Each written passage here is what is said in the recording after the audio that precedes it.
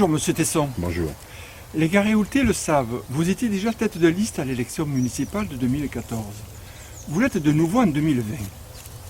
Vous aviez publié plusieurs vidéos sur différentes thématiques sur votre chaîne YouTube En Avant Garéoul, sur votre page Facebook et sur votre site internet. Vous nous aviez promis une vidéo dédiée aux finances. Pourquoi ? Parce que le candidat maire sortant tentera au cours de cette campagne de faire croire aux Garéoultais qu'il est le seul à pouvoir tenir la barre, au titre de son expérience, pour mener Garéoul à bon port. Tout d'abord, pour mener à bon port une embarcation, chacun sait qu'il y a un préalable. Lequel ? Avoir une feuille de route, et c'est exactement ce qu'il manque à notre village depuis plus de 10 ans. Cela a-t-il eu des conséquences ? Oui, au moins à 2 titres. Le premier a été de plonger Garéoul dans l'immobilisme et de voir les commerces, faute de clients, décider pour certains d'aller s'installer dans des communes voisines, comme le domaine de Cambaret ou l'étude notariale, pendant que d'autres disparaissent. Et le second, au titre des répercussions financières et plus particulièrement au niveau de la dette par habitant. Comment cela ? La commune seule ne peut pas porter l'ensemble des investissements nécessaires au développement de son village. C'est ce qu'a compris le maire de Roquebaron il y a déjà plus de 15 ans.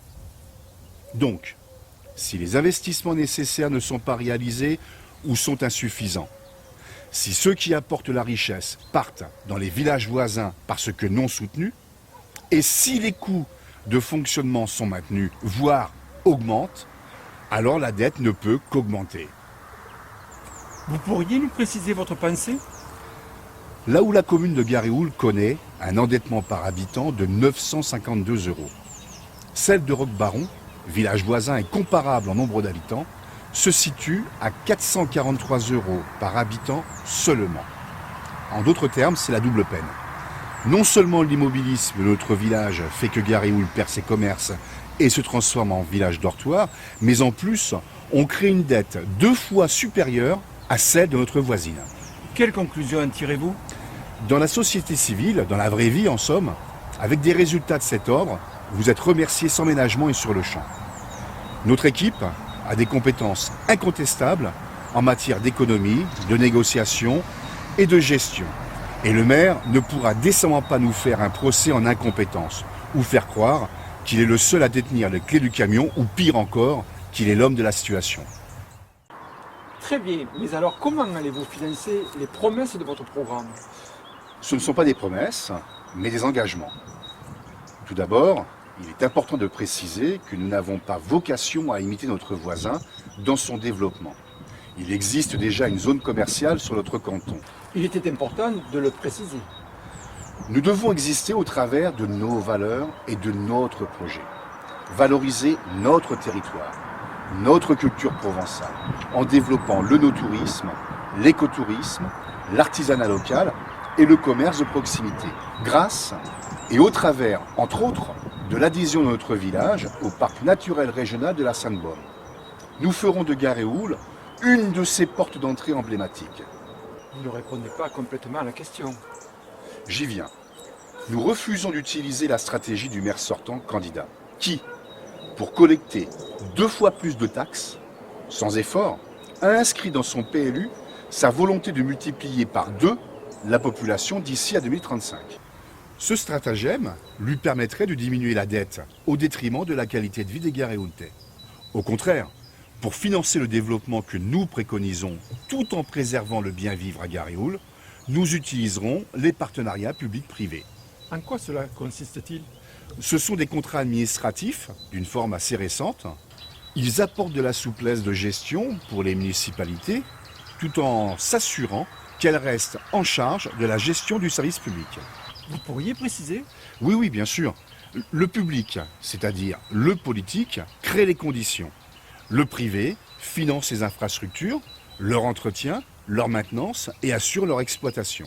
C'est l'utilisation des partenariats publics-privés qui explique que notre voisin est 2 fois moins endetté tout en ayant développé son village et créé la nécessaire dynamique. Uniquement ce dispositif pour financer votre programme ? Non, pour financer l'ensemble de notre programme, nous solliciterons également les subventions connues des partenaires habituels. la dotation d'équipement des territoires ruraux, la DETR, la région, le département, les comités d'agglomération et d'autres partenaires que nous maîtrisons. Au-delà des budgets qui sont nécessaires, Garéoul a d'abord et surtout besoin de dynamisme et d'une volonté d'entreprendre. Ça ne coûte rien. Par contre, cela nécessite de définir une feuille de route, des moyens et une volonté farouche d'entreprendre, de rassembler pour, au-delà de nos différences, faire gagner notre village. Avec mon équipe, je m'engage à dynamiser le village. Je diminuerai la dette sans augmentation d'impôts par la commune.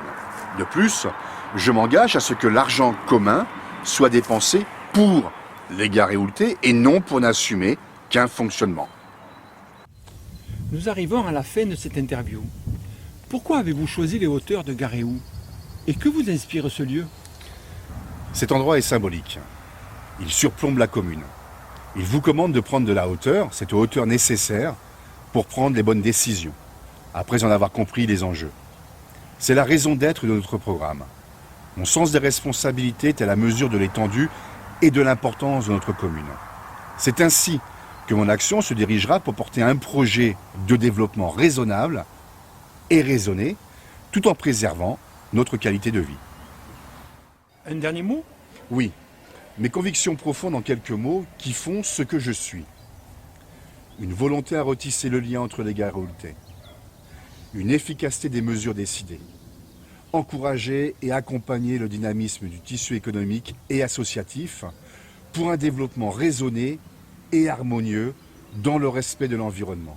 L'ensemble devant servir le bien-être de la population garéoultaise. Donc, plus que jamais, en avant Garéoul. Alors, plus que jamais, en avant Garéoul!